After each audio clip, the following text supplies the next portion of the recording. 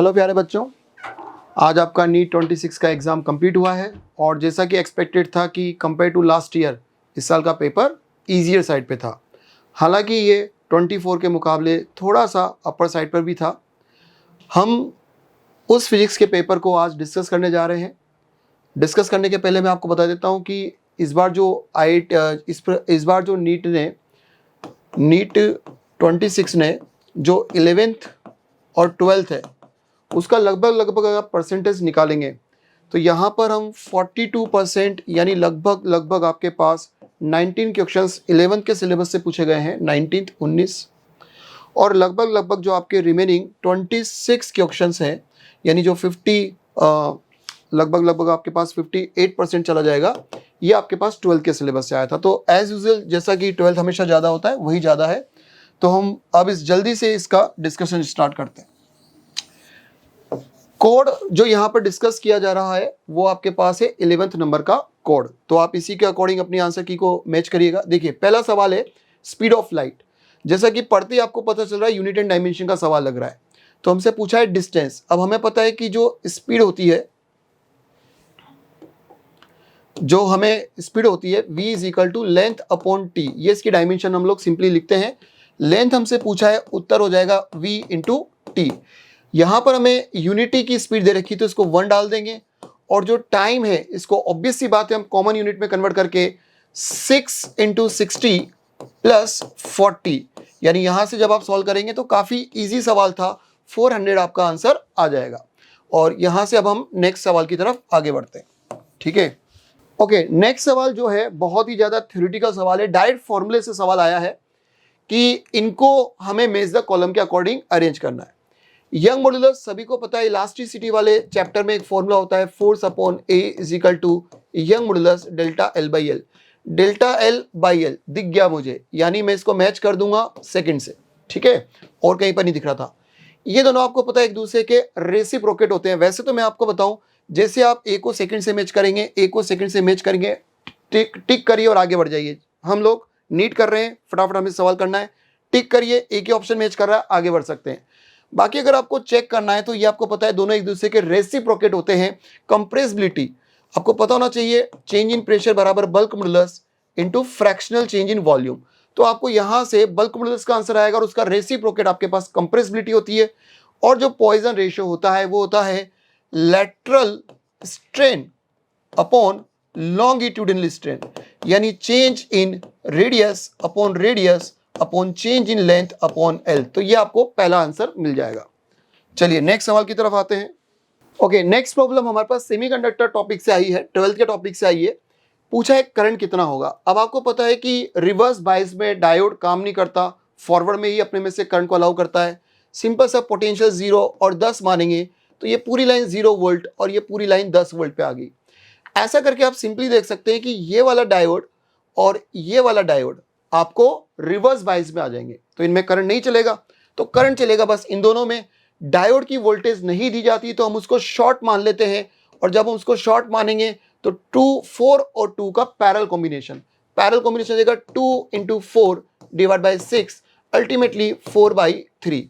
Therefore जो circuit में current चलेगा वो 10 divide by 4/3। Finally, you will get the answer 15/2. That is the fourth option according to Code 11. ठीक है बच्चों, अब हम जल्दी से नेक्स्ट सवाल की तरफ बढ़ते हैं। ये 11 की काइनेमेटिक्स का मैकेनिक्स का पहले पार्ट का बहुत ही सिंपल सा सॉल्यूशन है। एंगुलर स्पीड दी है, यहाँ से यहाँ तक चेंज हो रही है 10 सेकंड में। आई थिंक आपको यहाँ पे मानना ही पड़ेगा कि जो इसका एंगुलर एक्सीलरेशन है वो कांस्टेंट लेना ही पड़ेगा। ऐसी स्थिति में सबसे बेस्ट टेक्निक है आप एवरेज ओमेगा निकाल लो। As you know average omega will be 600 plus 1200 omega 1 plus omega 2/2। ऐसा करेंगे तो आपको सिंपली ये 900 मिल जाएगा। और सिंपली आपको पता है ओमेगा एवरेज किसके बराबर होता है, delta theta upon delta T.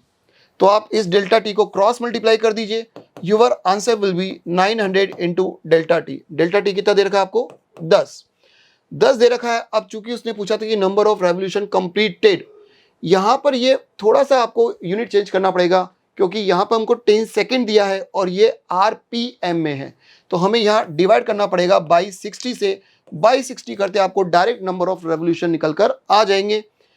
यहाँ से थोड़ा सा मैथमेटिक्स से सॉल्व करेंगे, you will get the answer 150। ठीक है बच्चों, ये भी हमारे पास 11th की मैकेनिक्स का ही सवाल है बच्चों। सिंपल पेंडुलम, सभी को पता है सिंपल पेंडुलम कुछ इस प्रकार का होता है और स्विंग करता है। देखिए यहाँ पर हम ऑप्शन से ही सही आंसर निकाल सकते हैं, ज़्यादा हमें डिटेल में नहीं जाना है। एज यू नो कि सिंपल पेंडुलम जब अप एंड डाउन जाता है तो काइनेटिक एनर्जी तो फ्लक्चुएट करेगी। ये ऑप्शन हो गया आपका गलत। एक पॉइंट ऐसा आता है जहां पर वो डेफिनेटली रुकता भी है, तो मिनिमम काइनेटिक एनर्जी 0 भी आनी चाहिए, बट यहाँ पे आप देखिए गैप आ रहा है, तो ये ऑप्शन भी हो गया गलत। काइनेटिक एनर्जी आप सभी बच्चों को पढ़ाया जाता है कि कुछ भी हो जाए नेगेटिव में नहीं जा सकती, यहाँ पर नेगेटिव में लेकर चले गए, ये भी ऑप्शन गलत। तो फाइनली ऑप्शन कौन सा बचा? ये वाला। बट अगर आपको थोड़ा सा दिमाग लगाना है तो आपको पता है कि यहाँ काइनेटिक एनर्जी 0 होगी, यहाँ पर काइनेटिक एनर्जी मैक्स होगी, तो वन टाइम पीरियड में 0 से max, then 0, then max, then 0, और फंक्शन आपको पता है साइनसोइडल होता ही होता है। तो this is the final answer. ठीक है बच्चों, नेक्स्ट 12th क्लास की करंट इलेक्ट्रिसिटी का सवाल है। टर्मिनल वोल्टेज पूछा है, सभी बच्चों को रटा हुआ होता है, बहुत अच्छी तरीके से रटा होता है, E माइनस आई आर। तो E हमको यहां पर दे रखा है 12 वोल्ट, माइनस करंट बच्चों दे रखा है 0.6 इनटू रेजिस्टेंस जो कि 2 ओम दे रखा है। सिंपली सॉल्व करेंगे, you will get the answer 10.8। काफी आसान सवाल था, मतलब लगता नहीं कि इन सवालों को करने में किसी बच्चे को मोर देन 20 और मोर देन 30 सेकंड लगे होंगे। क्वेश्चन नंबर 7 में हमें बोला है कि flux contain argon and chlorine. कुछ बच्चे शायद ये लैंग्वेज पढ़कर कंफ्यूज होंगे, बट जब आप लास्ट की लैंग्वेज पढ़ेंगे तो उसने पूछा है ratio of the root mean square speed. ये फॉर्मूला सभी बच्चों को याद होता है, स्टैंडर्ड फॉर्मूला है √3RT/M। बच्चों चूंकि यहाँ पर दोनों ही गैसेस एक ही फ्लक्स में भरी हुई है तो टेम्परेचर सेम है, तो जब आप रेशियो लोगे तो यू शुड बी नो कि ये कट जाता है, और फाइनली जो आपका आंसर आ जाएगा √ मास ऑफ क्लोरीन, क्लोरीन ऊपर आ जाएगा अपॉन मास ऑफ आर्गिन। क्योंकि उन्होंने पहले यहाँ पर थोड़ा सा ध्यान देना था कि हमें ratio of the two square of the two gases, argon ऊपर लिखा हुआ है और क्लोरीन को नीचे लिखा हुआ है, तो मासेस के रेसिप्रोकेट के कारण क्लोरीन ऊपर आ जाएगा। चूंकि रेशियो है तो आपको कन्वर्ट भी नहीं करना था, सिंपली आपको क्लोरीन का 70 और नीचे 40 लिख देना था, 70/40। ठीक है, हालांकि यहां पर वो चाहते तो आपको मॉलिक्यूलर मास न देकर एटॉमिक मास देते तो शायद ये टफ बन सकता था, बट उन्होंने डायरेक्ट ही मॉलिक्यूलर मास दे दिया, काफी इजी सवाल हो गया। रेशियो लेंगे तो finally you will get the answer √7/2। Okay बच्चों, 12th की ज्योमेट्रिकल ऑप्टिक्स का आई थिंक बहुत ही फेवरेट और बहुत ही आसान सवाल आया है बच्चों। ये इसमें पूछा है कि ray of light is passing through an equilateral prism. सबसे इंपॉर्टेंट पॉइंट था ये पैरेलल टू द बेस। आपको पता होना चाहिए कि जब भी light parallel to the base होती है तो वो मिनिमम एंगल ऑफ डेविएशन की कंडीशन होती है, और उसमें ये दोनों एंगल जिसको R1 और R2 बोलते हैं इक्वल होते हैं, प्रिज्म एंगल के हाफ होते हैं। मतलब ये भी 30 हो जाता है और ये भी 30 हो जाता है। और अगर आपको डायरेक्ट फॉर्मूला रटा हुआ है तो मिनिमम डिवीजन का एंगल हो जाता है 2I - A। आई थिंक जिनको ये फॉर्मूला था उनको कुछ करना ही नहीं था। एंगल आई आपको रेडीमेड यहाँ पे 50 डिग्री दे रखा है, तो you should write 50 degree here, minus prism angle बच्चों डायरेक्ट 60 डिग्री दे रखा है। जब आप इसको सॉल्व करेंगे तो आपको 40 डिग्री आ जाएगा, और आई थिंक ये भी 15 से 20 सेकंड के अंदर हो जाना चाहिए था। ये 12th के ही टॉपिक में माना जाएगा ये सवाल, और बहुत ही बेसिक सवाल है। E = hν, सभी बच्चों को पता है this is the energy of photon, और एग्जैक्टली वही ऑप्शन आपको यहाँ पर मैच होता हुआ दिख रहा है। तो ए में सबसे पहले मैंने 4th को मैच किया, बट सभी में 4th लिखा है तो मैं टिक नहीं कर पा रहा हूँ। इसके लिए मुझे दूसरे पे जाना पड़ेगा। जैसे कि हम टेक्निक सिखाते हैं मोस्टली तो उस चीज़ को पकड़ो जो सबसे अलग हो, बट लगभग यहाँ पे सारे ऑप्शन मिक्स हो रहे हैं। डायफ्रैक्शन एंड इंटरफेरेंस आपको ये पता होना चाहिए, वेव नेचर को समझाता था, तभी तो फोटोइलेक्ट्रिक इफेक्ट वेव नेचर से नहीं एक्सप्लेन हुआ था। तो यहाँ पर आपके पास ये वाला ऑप्शन मैच करना चाहिए। तो ए में हमारे पास 4th आ चुका है, ए में 4th यहाँ पर भी है और यहाँ पर भी है, और बी में हमारे पास 3rd आ चुका है जो यहाँ पर भी है और यहाँ पर भी है, यानी 2nd और 4th में से आंसर आएगा। लैम्डा = H/V, बहुत ही ज्यादा स्टैंडर्ड सवाल है, डी ब्रॉगली वेवलेंथ। तो यहां से जैसे आप मैच करेंगे तो सी का फर्स्ट क्रॉस हो गया, ये आंसर क्या करेंगे 4 टिक करेंगे, आगे बढ़ जाएंगे। फिर भी आपको चेक करना हो तो कॉम्पटन इफेक्ट जो होता है बच्चों, ये पार्टिकल नेचर को ही तो समझाता था, हम लोगों ने पढ़ा था पार्टिकल नेचर को ही समझाता है, तो ये आप पूरा प्रॉपर तरीके से टिक कर सकते हैं। नेक्स्ट जो हमारे पास क्वेश्चन है ये 12th का एटॉमिक का सवाल है। हमें बोला है कि फर्स्ट एक्साइटेड स्टेट, इसका मतलब बच्चों n = 2, n बराबर 2, ये फर्स्ट ऑर्बिट, ये n बराबर सेकेंड ऑर्बिट, और हमसे पूछा है कि इन दिस केस अप्रोक्सीमेटली उसकी रेडियल डिस्टेंस क्या होगी, न्यूक्लियस से रेडियल डिस्टेंस, मतलब ये वाली डिस्टेंस पूछा जा रहा है। सबसे शॉर्टेस्ट वे अगर मैं आपको बताऊं तो मुझे लगता है कि सभी बच्चों को टोटल एनर्जी ऑफ इलेक्ट्रॉन का फॉर्मूला रटा होता है, जो कि K Q1 Q2 upon 2 into are होता है।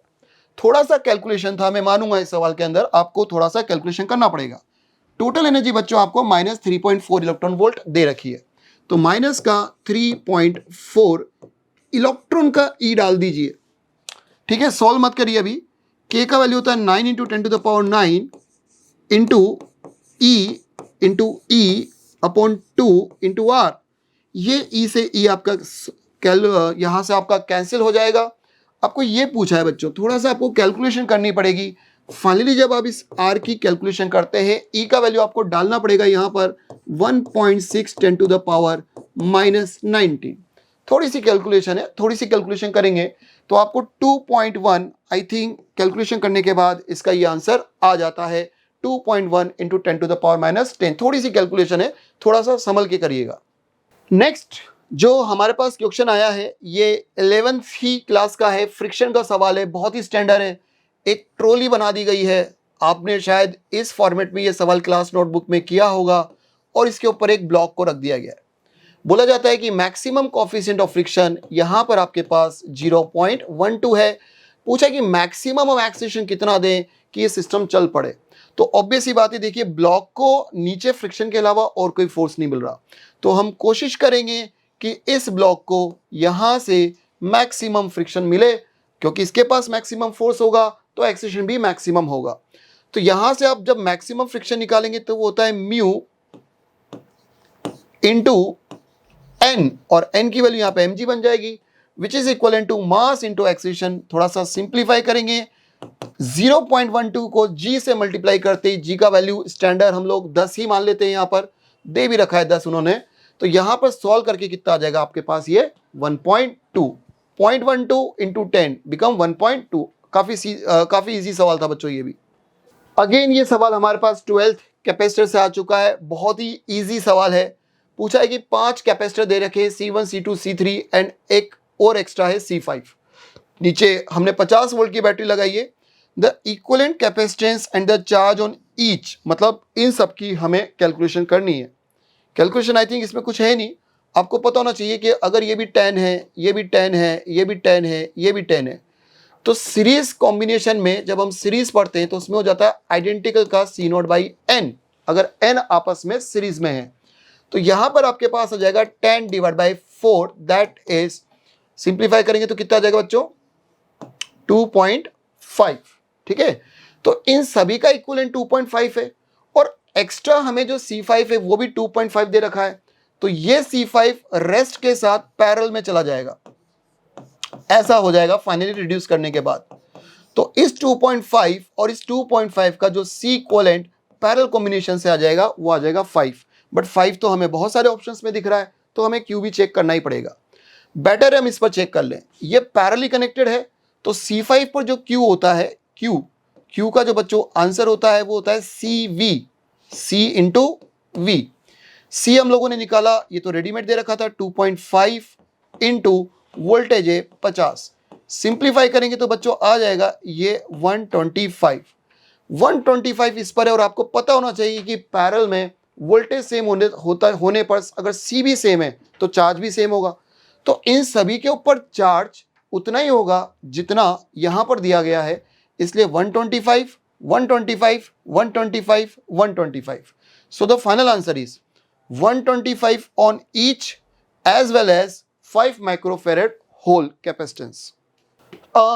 ये जो सवाल आया है इसमें डिपेंड करता है कि आपने कौन सी अप्रोच ली है। वैसे तो हम लोग सभी आपको एक फॉर्मूला पढ़ाते हैं, अगर हम पोटेंशियल एनर्जी को H की टर्म में लिखें तो हाइट कंसीडर करने पर भी पोटेंशियल एनर्जी होती है mgh/1 + h/r। जिसको ये फॉर्मूला डायरेक्ट याद था उसको कुछ नहीं करना था, H की जगह R डालना था, बस H की जगह R डालना था। और जिसने H की जगह R डाल दिया तो I think with in read करने के बाद 10 से 12 सेकंड के अंदर उसने ये सवाल सॉल्व कर दिया होगा। And the final answer is mg/2। तो आप देखिए बहुत ज़्यादा लेंथी पेपर नहीं आया है, बहुत आसान है, तो फिजिक्स में शायद ठीक ठाक कट ऑफ जानी चाहिए। बच्चों ये अपने पास 11th के टॉपिक का सवाल है, इसमें हमको एक क्यूब दिया हुआ है और क्यूब की डेंसिटी पूछी है। इसको हम मास अपॉन वॉल्यूम में देखेंगे। मास रेडीमेड हमको दे रखा है बच्चों 5.580 डिवाइड बाय, अब वॉल्यूम जो है आप लेंथ का क्यूब करेंगे, तो लेंथ आपको दे रखी है 9 सेंटीमीटर, थोड़ा सा यूनिट कन्वर्ट करना पड़ेगा, तो 9 का क्यूब इंटू 10 की पावर लग जाएगी आपके पास -6, ठीक है। तो 9 का क्यूब इंटू 10 की पावर -3 को अभी हम लोग या एक कम करते हैं, इसको ऊपर ही ले जाते हैं, पूरा 10 की पावर 6 ऊपर ही ले जाते हैं। अब फाइनली जब आप इसको थोड़ी सी कैलकुलेशन के थ्रू सॉल्व करेंगे तो ये आपको 7.654 इंटू 10⁻³ में कन्वर्ट होगा। बट जैसा कि यहाँ पे बोल रहे हैं कि फाइनली आंसर को सिग्निफिकेंट फिगर के अंदर राउंड ऑफ करना है, तो यहाँ पर हमें इस नंबर को उठाना है, ये 5 को हमें उड़ाना है। बट 5 के बाद की जो डिजिट है ये नॉन जीरो है। अगर ये जीरो होती तो इसके प्रीवियस नंबर सेम ही रह जाता, बट ये नॉन जीरो आ रही है, तो यहाँ पे ये नंबर +1 से इंक्रीज हो जाएगा और आपका फाइनली आंसर 7.7 ये निकल कर आ जाएगा। ये 11 की काइनेमेटिक्स का बहुत ही आसान सवाल है कि एक बॉल को ग्राउंड से थ्रो कर दिया गया है और इसकी वेलोसिटी का हमें ग्राफ बनाना है। अब आपको पता होना चाहिए कि जब हम बॉल को थ्रो करते हैं बच्चों, तो acceleration through out the journey उसका -g मेंटेन होता है, और यही आपको पता होना चाहिए कि स्लोप कहलाता है वीटी ग्राफ का, वीटी ग्राफ का स्लोप कहलाता है, यानी वो ऑप्शन सही होगा जिसका स्लोप कांस्टेंट होगा, साथ ही साथ नेगेटिव भी होगा according to standard axis theorem, ठीक है। तो यहां पर तो आप देखेंगे स्लोप चेंज हो रहा है, ये गलत हो गया, ये भी गलत हो गया, यहां बुरी तरीके से चेंज हो रहा है। अब आपका बचा सी और डी, बट जैसा कि हम लोग बोल रहे हैं कि हमें नेगेटिव स्लोप चाहिए हमारी स्टैंडर्ड थ्योरी के अकॉर्डिंग, तो अब यहां पर बच्चों थोड़ा सा कंफ्यूजन हो सकता है एक अच्छे बच्चे के दिमाग में, क्योंकि कोऑर्डिनेट सिस्टम मेंशन नहीं किया है, तो आंसर बच्चा सी भी कर सकता है, डी भी कर सकता है, बट वो नीचे देखेगा, तो नीचे देखेगा तो सी ओनली डी ओनली, तो यहाँ तो फंस गया क्योंकि ये दोनों तो परफेक्ट गलत हैं। तो ऐसे में जो बेस्ट चॉइस है वो क्या ले सकते हैं हम लोग यहाँ पर, see only according to standard coordinate system. तो यहाँ पे हम लोगों ने स्टार्टिंग के 15 सवाल डिस्कस कर लिए। थैंक यू बच्चों। तो इस बार नीट का जो पेपर है फिजिक्स वो बड़ा ही आसान आया है, इतना भी आसान नहीं कर सकते, मॉडरेट कह सकते हैं। तो हम ये क्वेश्चन 16 से देखेंगे। क्वेश्चन नंबर 16 क्या कह रहा है, the sum of kinetic energy and potential energy of pendulum is 0.02, the speed of simple pendulum at equilibrium. तो इक्विलिब्रियम पे हम जानते हैं काइनेटिक एनर्जी ही पूरा का पूरा एनर्जी होता है।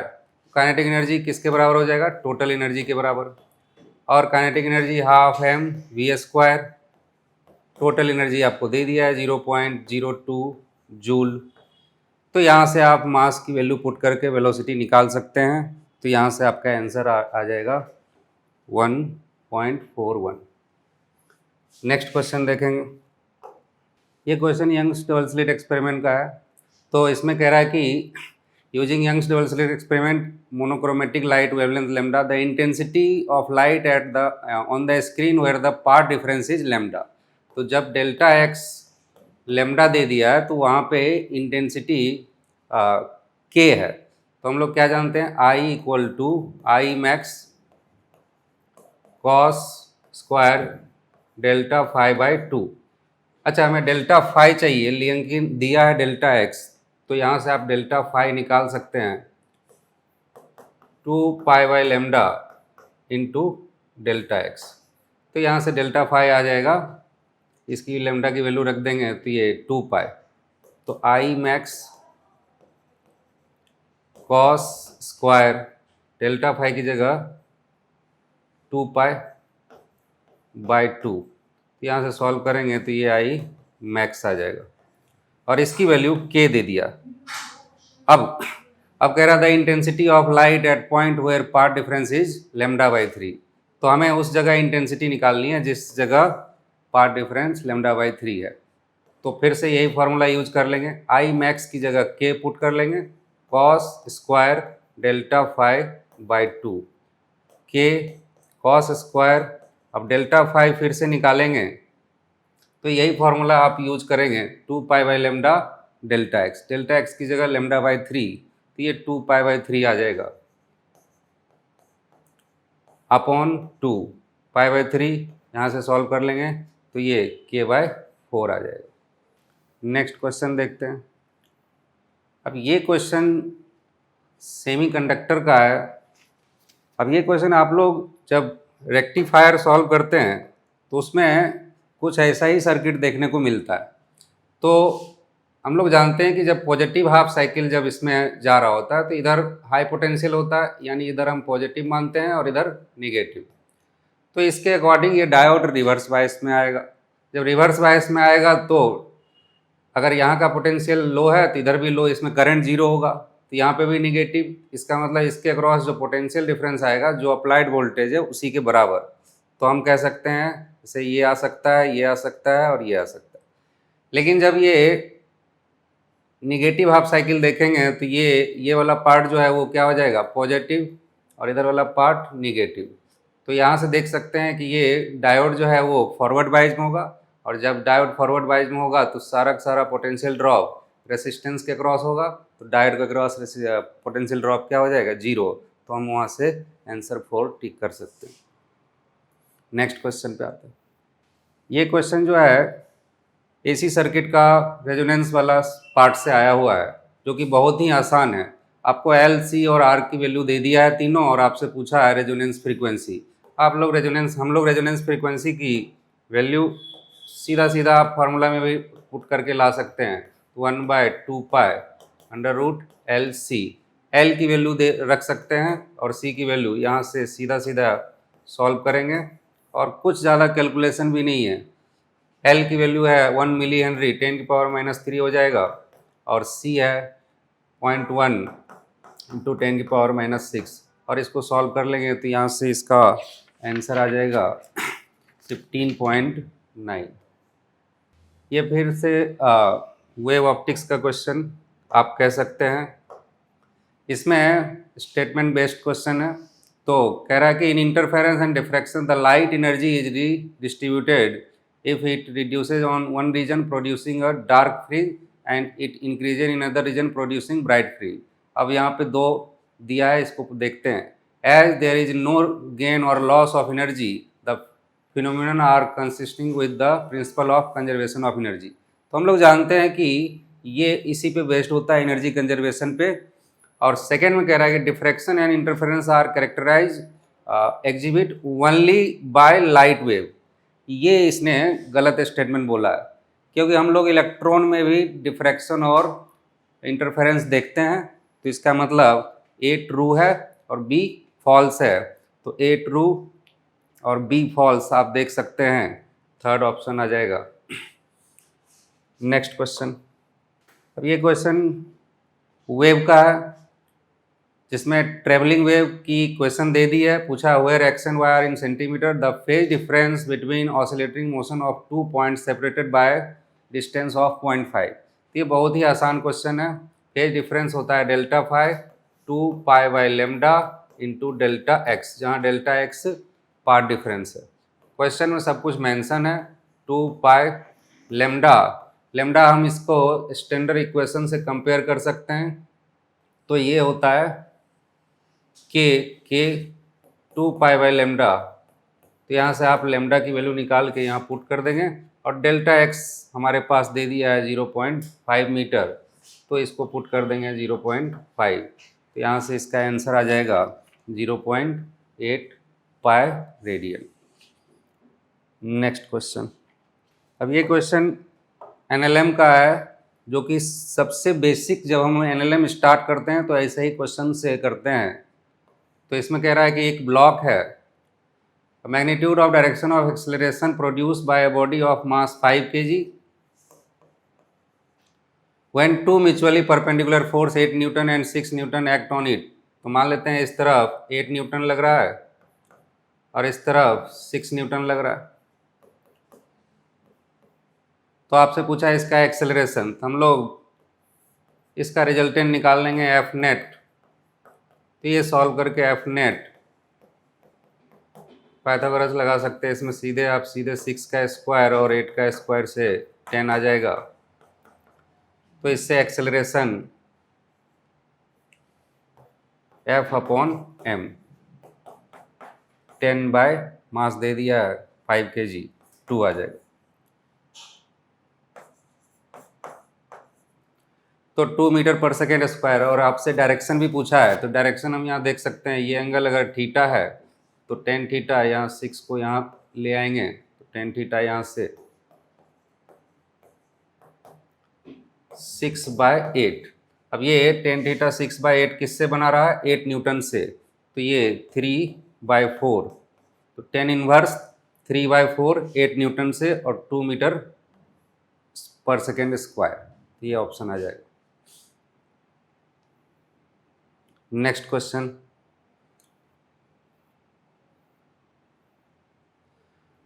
अब इसमें कैपेसिटर से पूछा गया है क्वेश्चन।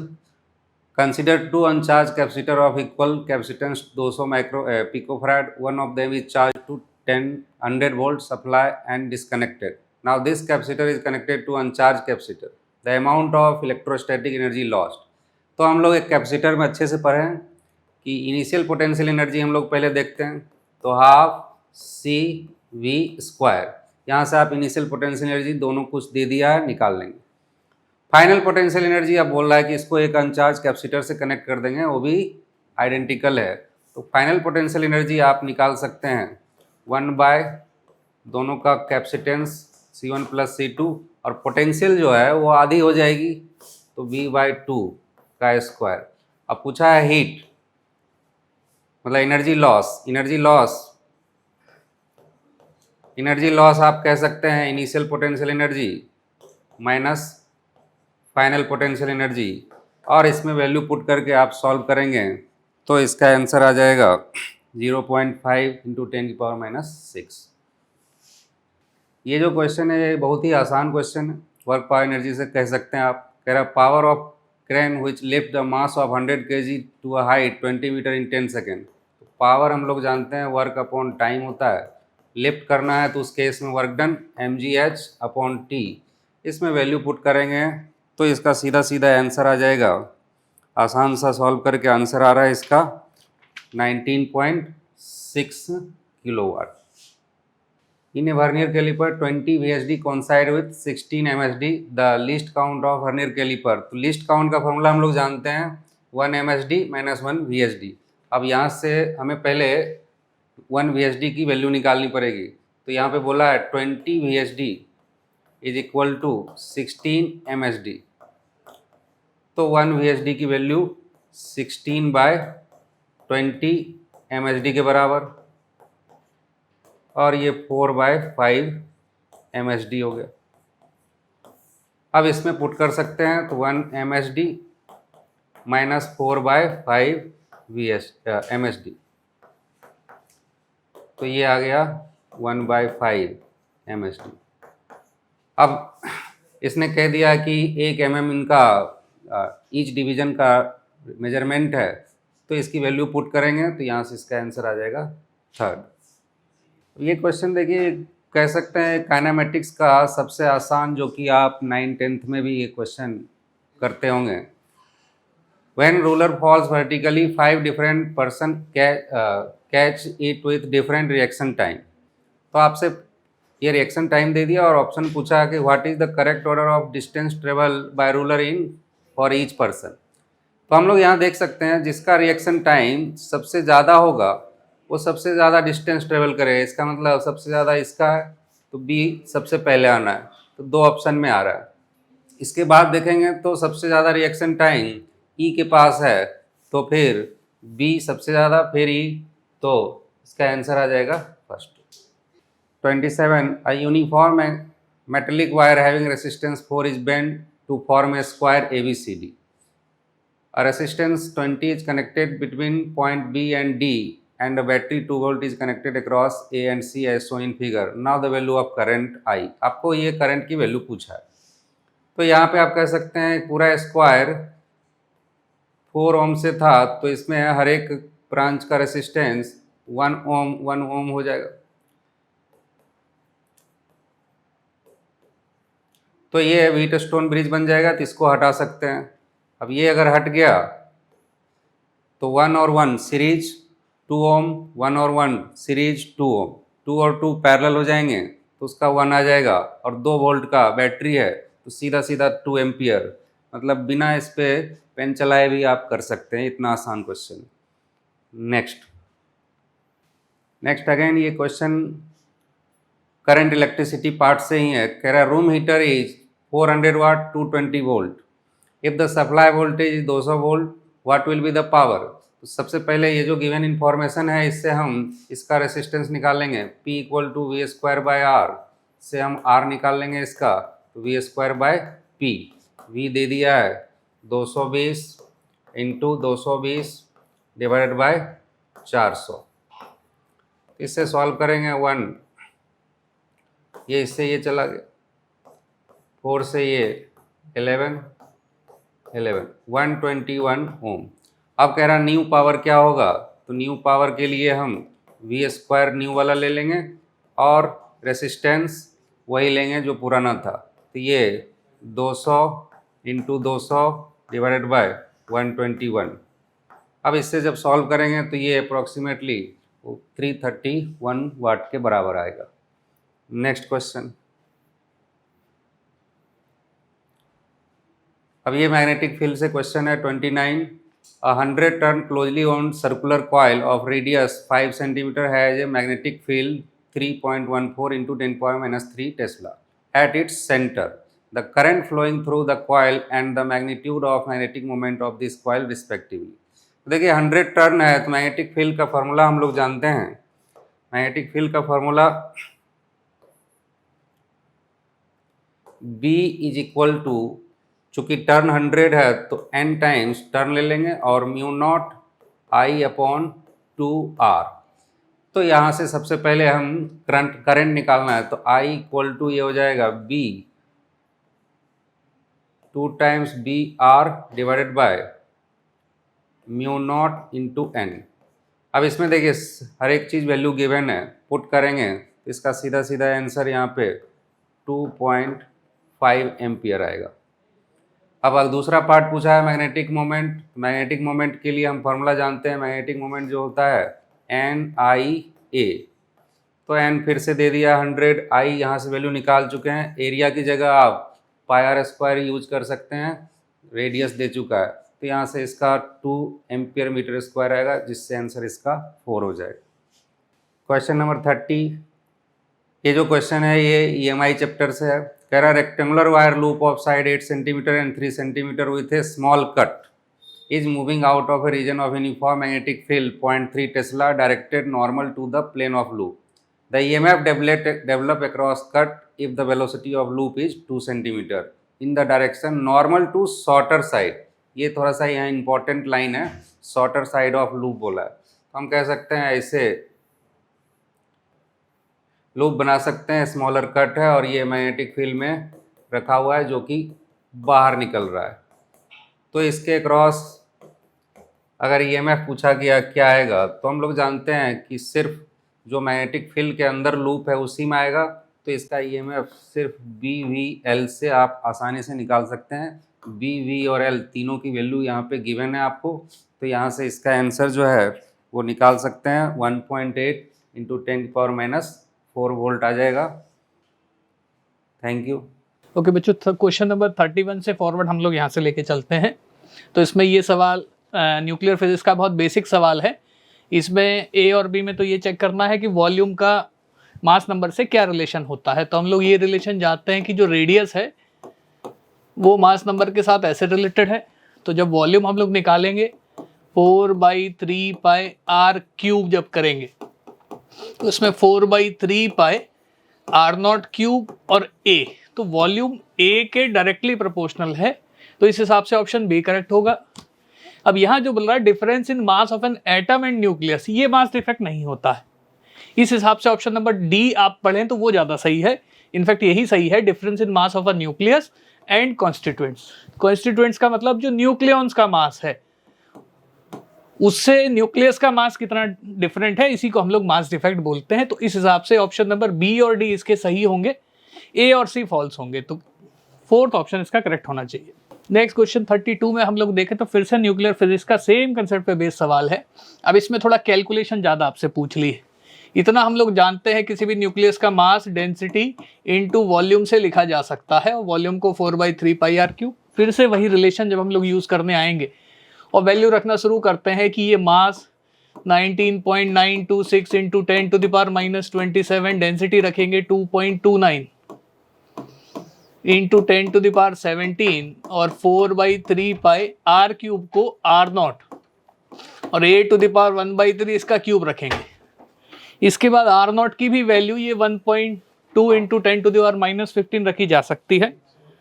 इसको सॉल्व करने के बाद हमें a की वैल्यू लगभग 12.02 मिल रही है, जिस हिसाब से ऑप्शन नंबर 1 हमारा करेक्ट हो जाएगा। इसमें 30 ऑसिलेशन 60 सेकंड में इसने कंप्लीट करे हैं, जिससे हमें इसका टाइम पीरियड पहले मिल जाता है कि 60/30 2 सेकंड का टाइम पीरियड है इसका।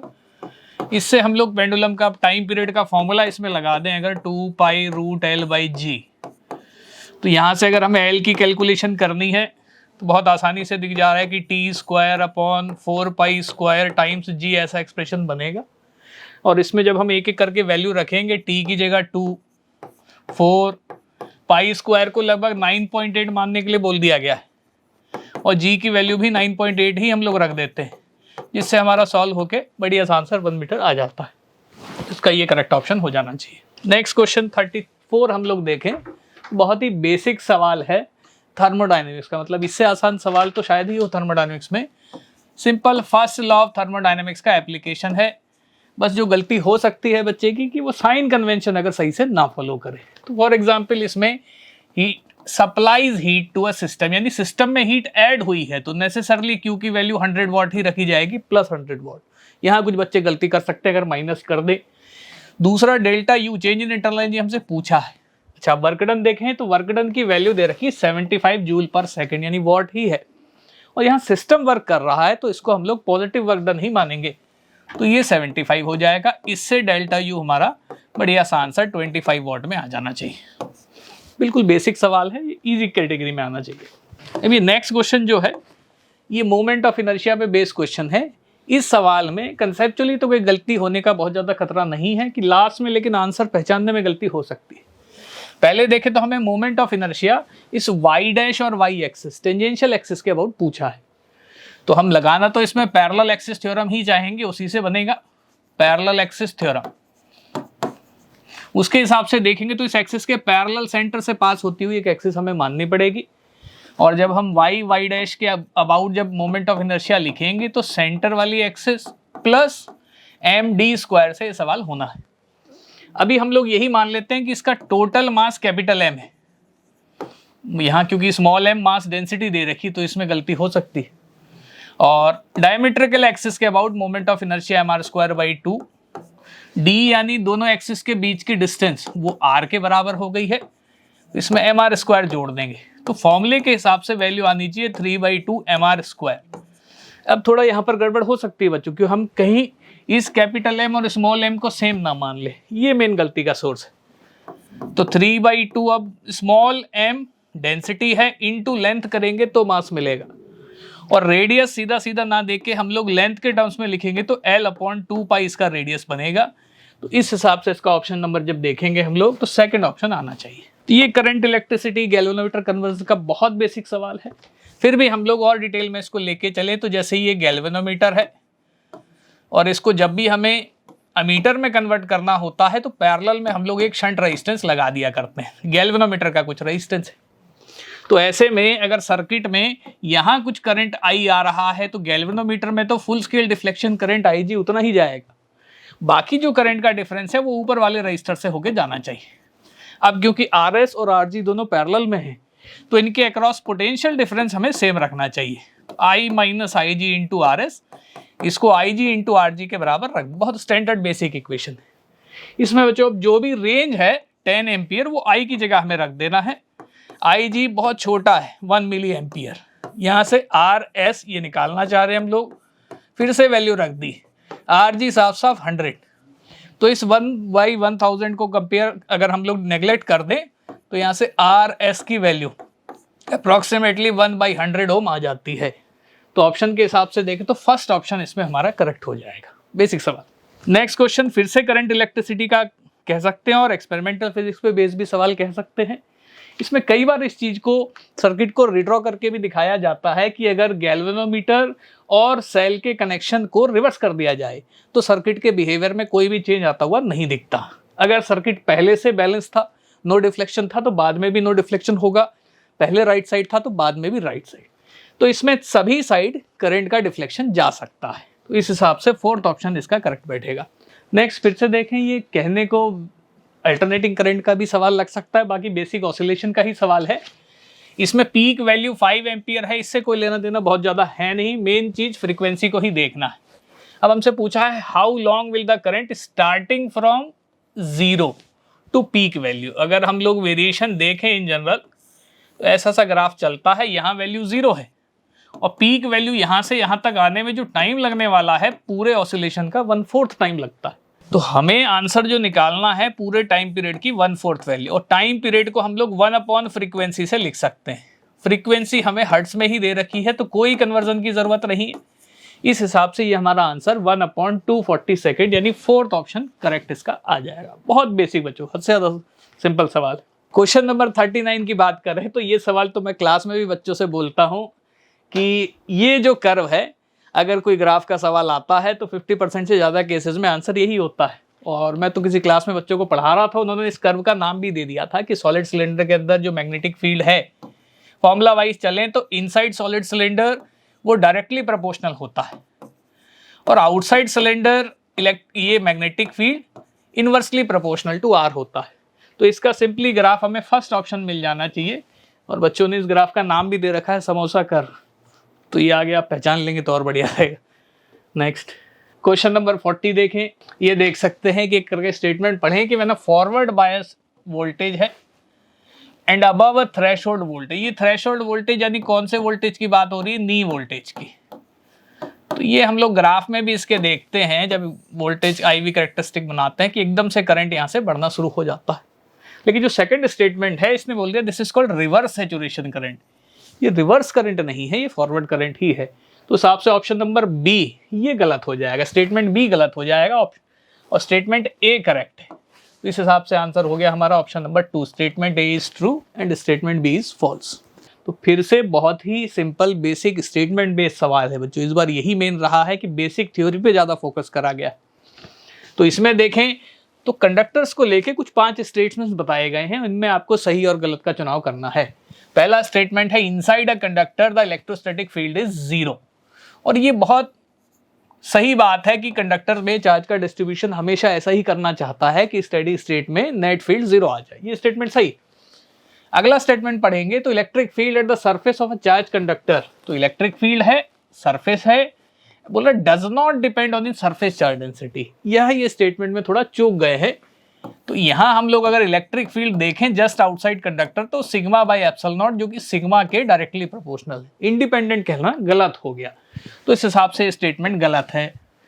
ऑप्शन स्टेटमेंट नंबर C को पढ़े, interior of a charge conductor can have no excess charge. तो इसको भी समझाया जाता है कि गॉस लॉ जब हम लोग कंडक्टर के अंदर लगाएंगे और उसके अंदर हमें फ्लक्स 0 मिलेगा तो हमारा कंक्लूजन यही होगा कि कंडक्टर के अंदर कोई इनक्लोज चार्ज हो ही नहीं सकता, सारा का सारा चार्ज सरफेस पे ही कंडक्टर में पहुंच जाएगा।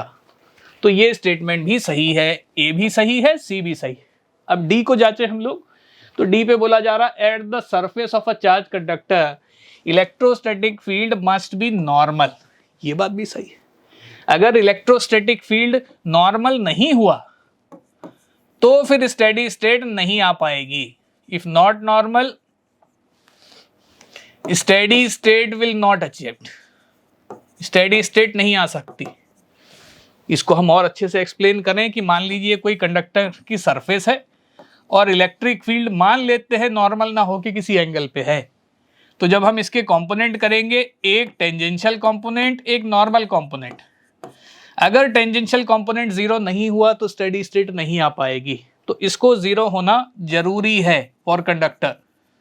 तो इसलिए कौन सा इलेक्ट्रिक फील्ड बचता है? केवल नॉर्मल। तो हम कह सकते हैं ये बेसिक स्टेटमेंट था, ये वाला भी सही। ऑप्शन स्टेटमेंट E को जब पढ़ेंगे, अब ये बोला रहा है इलेक्ट्रोस्टैटिक पोटेंशियल इज 0 एवरीवेयर। इसमें कई बार बच्चे गलती कर लेते हैं। इलेक्ट्रोस्टैटिक पोटेंशियल जीरो होना इलेक्ट्रिक फील्ड के जीरो होने को रिलेट नहीं करता। अगर इलेक्ट्रिक फील्ड जीरो है तो इलेक्ट्रिक पोटेंशियल कांस्टेंट होगा।